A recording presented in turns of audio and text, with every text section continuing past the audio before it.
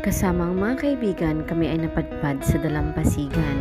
Titignan namin ng ating mga kababayan na mangingisda kung ano nga ba ang mga nakuha nila sa kanilang araw-araw na pangangailangan at pangingisda. Nakikita natin ang sarap maglakad sa dagat at ang mga ilaw ng kanila.